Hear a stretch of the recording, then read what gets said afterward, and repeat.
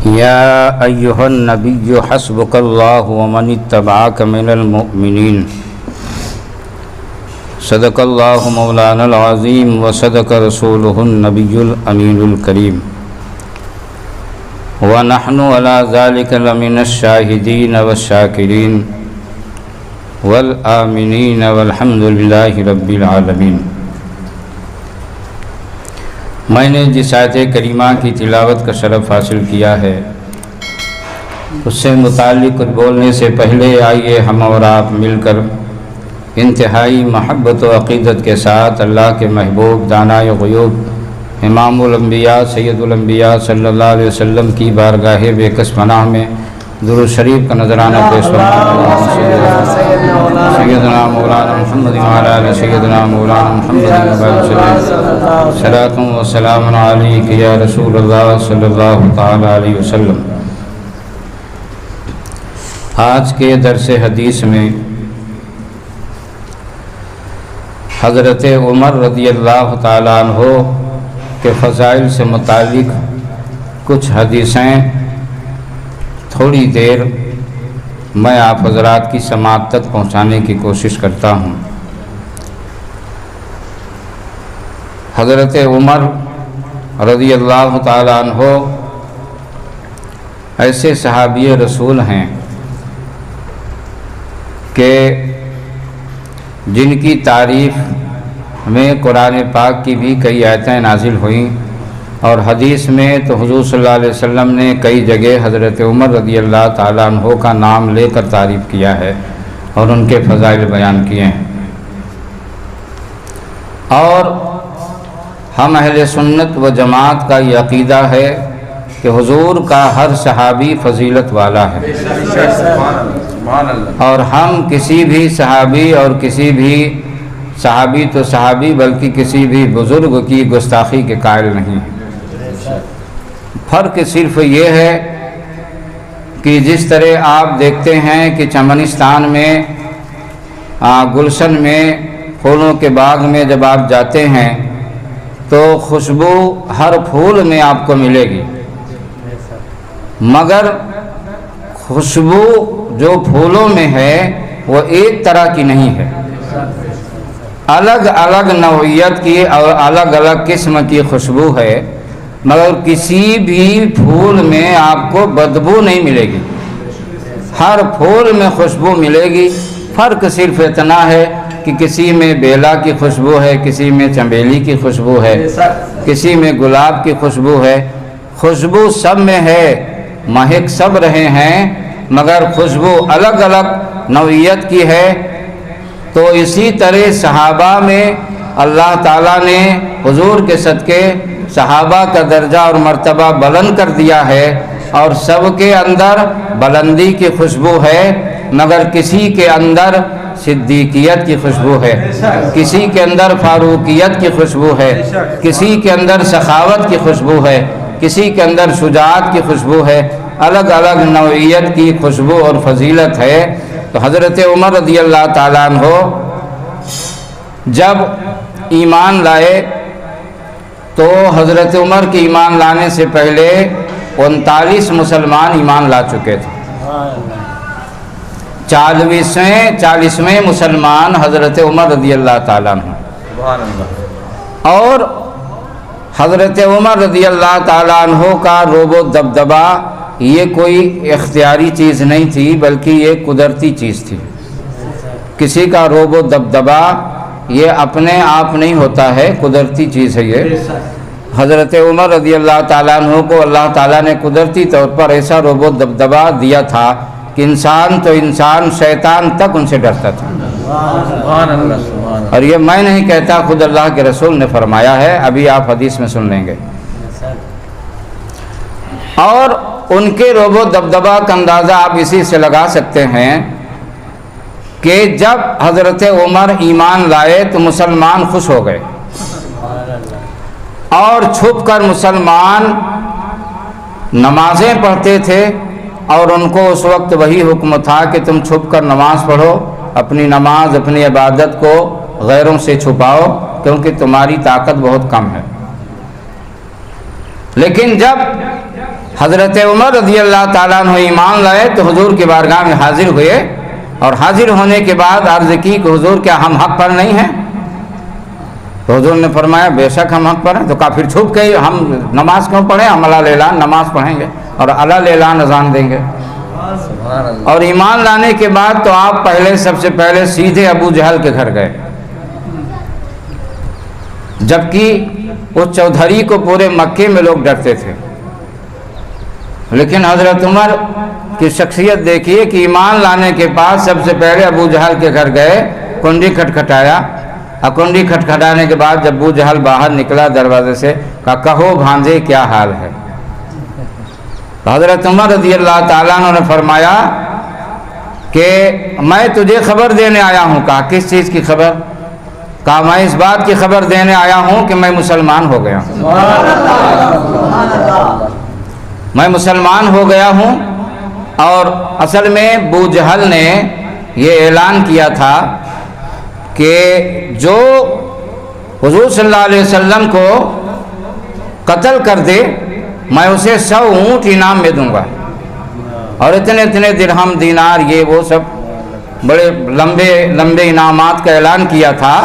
تو حضرت عمر نے تلوار کو نکالی اور فضا میں لہرایا اور کہا کہ اس انعام کا میں مستحق ہوں، ان کو میں قتل کروں گا، ان کی جان میں لوں گا۔ تو اب ظاہر سی بات ہے کہ ہوتا وہی ہے جو اللہ کرتا ہے۔ تو حضرت عمر رضی اللہ تعالیٰ عنہ جب بارگاہ رسالت میں حاضر ہوئے تو حضور کی جان لینے کے بجائے اپنی جان قربان کر دی۔ اور یہ ایمان لانے کا واقعہ بھی بہت لمبا چوڑا ہے، چونکہ ابھی وقت کم ہے۔ تو ایمان لانے کے بعد جب ابو جہل کے گھر گئے اور بتایا کہ میں ایمان لا چکا ہوں، میں مسلمان ہو گیا ہوں، تو یہ سنتے ہی وہ اپنے دروازے کے اندر داخل ہو کے بھاڑ دے دروازہ بڑی زور سے بند کر لیا غصے میں۔ اس کے بعد اچھا حضرت عمر رضی اللہ تعالیٰ نے ایمان لائے کیسے، اس کو میں حدیث کی روشنی میں بیان کروں تاکہ معلوم ہو کہ حضرت عمر رضی اللہ تعالیٰ عنہ جو اس امت کو ملے ہیں نا، یہ اللہ کی عطا ہے، اللہ کی عطا ہے۔ حضور صلی اللہ علیہ وسلم نے دعا فرمائی تھی، خود حضور صلی اللہ علیہ وسلم نے دعا فرمائی تھی کہ اے اللہ اسلام کو ابو جہل اور عمر ان دونوں میں سے کسی ایک سے طاقت دے، کیونکہ یہ دونوں مکے میں اسلام کے خلاف بہت زیادہ نقصان پہنچا رہے تھے۔ تو حضور صلی اللہ علیہ وسلم نے خود دعا فرمائی۔ معلوم ہوا کہ دعا کے وقت دعا بھی کرنا چاہیے، کیونکہ ہزاروں سال آپ کسی چیز میں محنت کریں اور وہ کامیابی نہیں مل سکتی جو کامیابی کسی اللہ والے کی دعا سے مل جاتی ہے۔ اب دیکھیے کتنا سمجھایا گیا، سب کچھ کیا گیا، معجزہ تک دکھایا گیا، ہاں چاند تک کو 2 ٹکڑے کر دیا گیا، سب کچھ، مگر ایمان نہیں لائے دونوں۔ اور جب حضور صلی اللہ علیہ وسلم نے دعا کی کہ اللہ ابو جہل اور عمر ان دونوں میں سے کسی ایک کو ایمان نصیب کر دے اور ان کے ذریعے اسلام کو قوت اور طاقت دے، تو اب آپ غور کر سکتے ہیں کہ اللہ اگر چاہ لیتا تو وہ قادر مطلق ہے، ساری کائنات کا مالک ہے۔ ابو جہل کو اگر وہ چاہ لیتا تو وہی ایمان لاتا، مگر اللہ نے ابو جہل کو نہیں چاہا، عمر کو چاہا۔ معلوم ہوا عمر محبوب خدا ہیں، جس کو چاہا جاتا ہے اسے محبوب اور مراد کہا جاتا ہے۔ حضرت عمر مراد خدا ہیں، خدا نے ان کو چاہا، ابو جہل کو نہیں چاہا۔ اور جسے خدا چاہے، جسے خدا چاہ لے، اس کے درجے اور مرتبے کا اندازہ کوئی لگا نہیں سکتا۔ اور ایک دعا میں تو حضور صلی اللہ علیہ وسلم نے یہ فرمایا کہ ان دونوں میں سے کسی ایک کے ذریعے، اور ایک دعا میں فرمایا وَكَانَ أَحَبُّهُمَا إِلَيْهِ عمر ہو،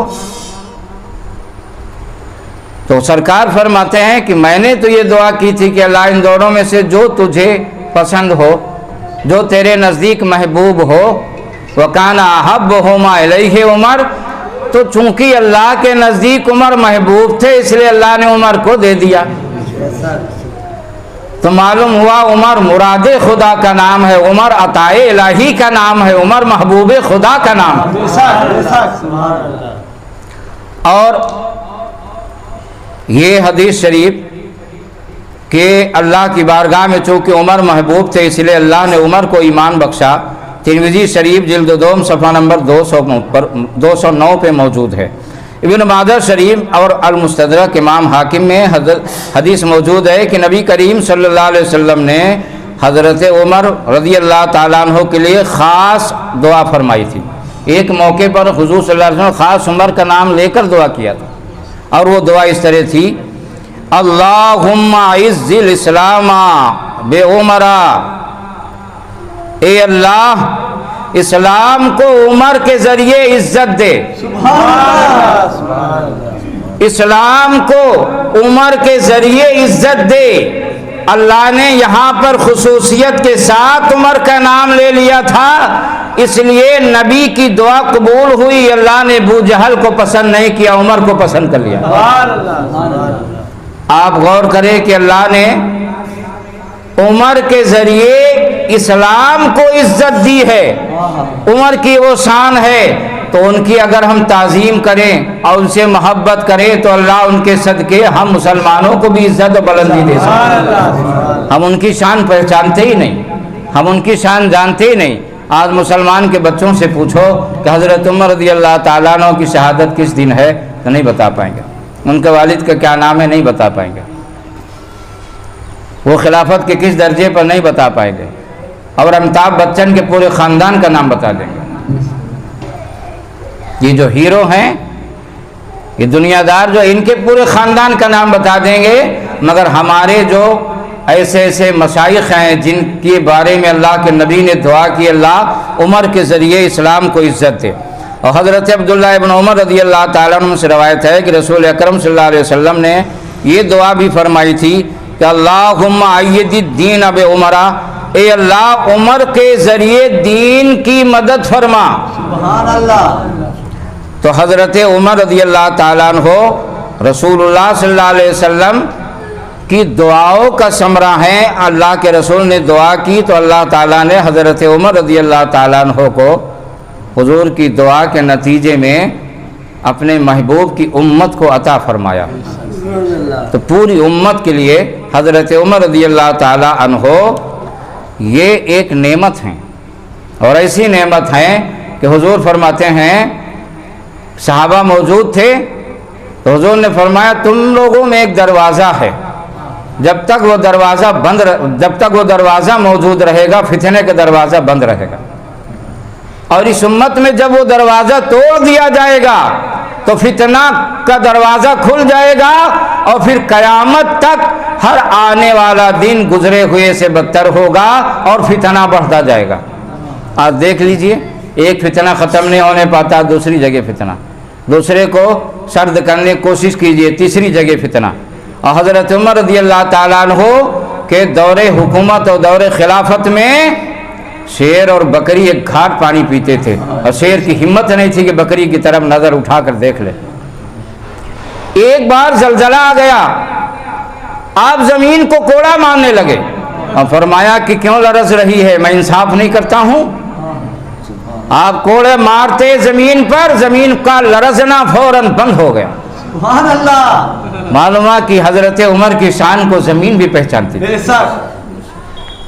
وہ دریائے نیل کا واقعہ بھی بہت مشہور ہے، آپ حضرات نے بار بار سنا ہوگا کہ دریائے نیل سوکھ گیا تھا، وہاں کے حاکم نے خط بھیجا حضرت کیسے کیا کیا جائے۔ ان لوگوں کا عقیدہ ہے کہ یہاں پر جب کوئی جان دی جاتی ہے ہر سال یا جب سوکھ جاتا ہے تب وہ بڑھتا ہے دریائے نیل، اور جان نہیں دی جاتی ہے تو فرمایا کہ ایسا کچھ نہیں، جان دینے کی ضرورت نہیں، ایک خط لکھ کر مہر بند کر کے پیک کر کے بھیجا، اور حاکم سے کہا کہ اس خط کو کھول کے پڑھ لینا اور پڑھنے کے بعد دریائے نیل میں لے جا کے ڈال دینا، بس اور کچھ نہیں کرنا۔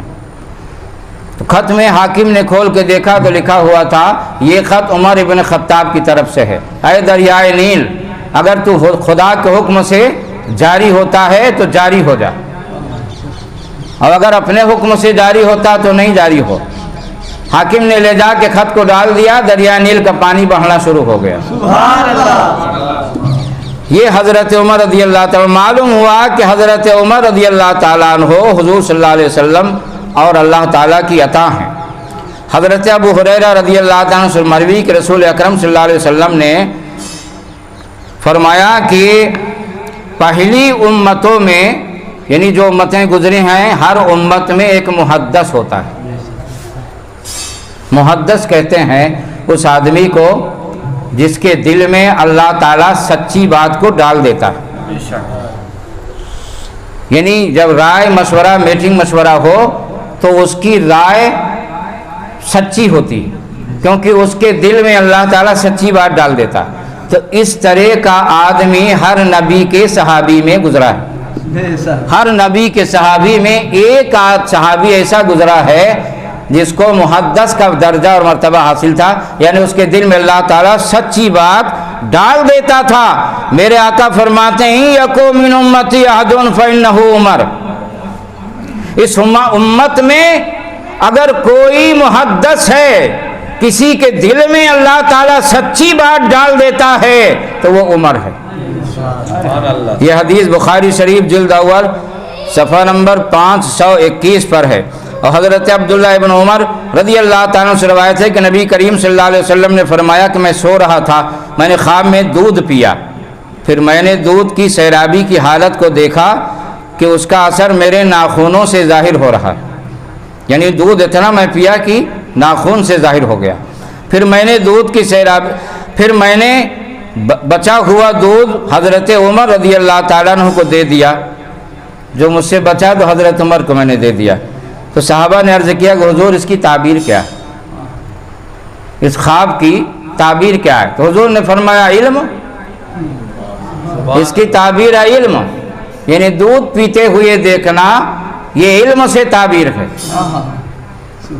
کہ جو دودھ حضور صلی اللہ علیہ وسلم پی رہے تھے تو حضور نے اتنا پیا کہ ناخنوں سے ظاہر ہو گیا، یعنی اللہ نے اپنے محبوب کو بے انتہا علم دیا۔ اور اس کے بعد جو علم حضور صلی اللہ علیہ وسلم سے جو دودھ بچا وہ حضرت عمر کو دے دیا، تو معلوم ہے کہ حضرت عمر کا علم عطائی ہے، لدنی ہے، اللہ کی بارگاہ سے عطا ہوا۔ حضرت جابر بن عبداللہ رضی اللہ عنہ سے روایت ہے کہ نبی کریم صلی اللہ علیہ وسلم نے فرمایا کہ رأیت قصرا فی الجنہ، میں نے جنت میں ایک محل دیکھا۔ معراج کی رات جب سرکار کو جنت کی بھی سیر کرائی گئی تھی تو میں نے ایک محل دیکھا، اور کبھی کبھی حضور صلی اللہ علیہ وسلم کو خواب میں بھی جنت کی زیارت کرائی جاتی تھی۔ تو جس کے صحن میں نے دیکھا کہ ایک حور بیٹھی ہوئی، جس کے آنگن میں ایک حور بیٹھی ہوئی، تو میں اس کے پاس گیا، فقلت لمن ھذا، تو میں نے پوچھا کہ یہ محل کس کے لیے ہے جنت میں؟ فقال لعمر، سبحان اللہ۔ تو بتانے والے نے بتایا کہ یہ محل عمر کے لیے۔ معلوم ہوا کہ میرے آقا نے حضرت عمر رضی اللہ تعالی عنہ کے جنتی ہونے کا اعلان دنیا ہی میں کر دیا، کہ وہ ایسے جنتی ہیں کہ ان کا محل جنت میں تیار انتظار کر رہا ہے، اور ان کی صحن میں حور بیٹھی ہوئی ہے۔ یہ حدیث بخاری شریف جلد اول صفحہ نمبر 520، مسلم شریف جلد دوم صفحہ نمبر 275 پر ہے۔ سرکار دو عالم صلی اللہ علیہ وسلم ارشاد فرماتے ہیں، اب غور فرمائیں، اتنی پیاری حدیث ہے، یہ حضرت عمر رضی اللہ تعالیٰ عنہ کی خصوصیت ہے کہ یہ درجہ اور مرتبہ، اس درجہ اور مرتبے کا اعلان حضور نے کسی کے لیے نہیں کیا، صرف عمر کے لیے یہ اعلان کیا۔ ہاں کہ ترمذی شریف جلد دوم صفحہ نمبر 209، مشکات شریف جلد دوم صفحہ نمبر 558، المستدرک جلد سوم صفحہ نمبر 85، یہ حدیث کی 3 کتابوں میں یہ حدیث ہے۔ میرے آقا فرماتے ہیں کہ لو کانا بعدی نبی لکانا عمر، اگر میرے بعد کوئی نبی ہوتا تو عمر ہوتا۔ یہ کتنا بڑا درجہ اور مرتبہ ہے، یہ کتنی بڑی فضیلت ہے۔ میرے نبی نے کسی کے لیے صاف صاف نہیں کہا کہ اگر میرے بعد کوئی نبی ہوتا تو فلاں ہوتا، مگر میرے آقا عمر کو کہتے ہیں اگر لو کان بعدی نبی لکان عمر، اگر میرے بعد کوئی نبی ہوتا تو عمر ہوتا۔ سبحان اللہ۔ میرے آقا مختار کل ہیں، جسے جو چاہیں عطا کر دیں۔ حضرت ابو بکر صدیق رضی اللہ تعالیٰ عنہ فرماتے ہیں کہ میں نے نبی کریم صلی اللہ علیہ وسلم کو یہ فرماتے ہوئے سنا کہ عمر سے زیادہ کسی اچھے آدمی پر پوری دنیا میں سورج طلوع نہیں ہوا۔ آپ غور فرمائیں، پوری دنیا میں عمر سے زیادہ اچھے آدمی پر سورج طلوع نہیں ہوا۔ یہ رحمت عالم فرماتے ہیں۔ یہ حدیث ترمذی شریف جلد دوم صفحہ نمبر 209، اسد الغابہ جلد سوم صفحہ نمبر 657 پر ہے۔ حضرت بریدہ رضی اللہ تعالیٰ سے روایت، حضور صلی اللہ علیہ وسلم نے فرمایا ان الشیطان لا یخاف منک یا عمر، اے عمر بے شک انسان تو انسان، شیطان بھی تجھ سے ڈرتا ہے۔ ایک حدیث میں نے پڑھا، حضور نے فرمایا کہ جس راستے پر شیطان آ رہا ہو اور اسی راستے پہ عمر چل پڑے تو شیطان راستہ بدل دیتا۔ یہ دبدبا اللہ تعالیٰ نے حضرت عمر کو دیا تھا کہ قیصر و کسریٰ اتنی بڑی طاقت، مگر حضرت عمر رضی اللہ تعالیٰ عنہ کے نام سے کانپتے تھے۔ یہ حدیث کیا عمر بے شک شیطان تجھ سے ڈرتا ہے، یہ مشکات شریف صفحہ نمبر 558، ترمذی جلد دوم صفحہ نمبر 210 پر ہے۔ اور حضرت عبداللہ ابن عمر رضی اللہ تعالیٰ سے مروی کہ رسول اکرم صلی اللہ علیہ وسلم نے فرمایا، اب سنیے کتنی پیاری حدیث، اللہ اللہ، یہ میرے آقا صلی اللہ علیہ وسلم حضرت عمر رضی اللہ تعالیٰ عنہ کے باطنی اوصاف بیان فرما رہے ہیں کہ اللہ نے ان کے دل کے اندر کو، سینے کے اندر کے حصے کو کس قدر صاف اور شفاف فرما دیا تھا۔ میرے آقا فرماتے ہیں ان اللہ جعل الحق علی لسان عمر وقلبہ، بے شک اللہ نے عمر کی زبان اور عمر کے دل پر حق رکھ دیا ہے۔ حق رکھ دیا ہے مطلب یہ ہے کہ اللہ نے عمر کی زبان اور دل دونوں پہ حق رکھ دیا ہے، اور عمر جو بولتا ہے حق بولتا ہے، عمر جو بولتا ہے حق بولتا ہے۔ یہ حدیث مشکات شریف جلد دوم صفحہ نمبر 557، ابو داؤد شریف جلد دوم صفحہ نمبر 55 پر ہے۔ حضرت انس رضی اللہ تعالیٰ عنہ سے روایت ہے کہ نبی کریم صلی اللہ علیہ وسلم نے فرمایا کہ حب ابی بکر و عمر من الایمان و بغضہما کفر، جامع صغیر جلد اول صفحہ نمبر 146، یعنی میرے آقا فرماتے ہیں کہ ابو بکر اور عمر کی محبت ایمان کا حصہ ہے، ابو بکر اور عمر کی محبت ایمان ہے، اور ان دونوں سے بغض اور نفرت رکھنا کفر ہے۔ اللہ تعالیٰ سے دعا ہے کہ اللہ تعالیٰ ہمیں حضرت عمر رضی اللہ تعالیٰ عنہ اور تمام صحابہ اور اہل بیت سے محبت کی توفیق عطا فرمائے۔ کھڑے ہو جائیں، صلاۃ و سلام کا نذرانہ پیش کریں۔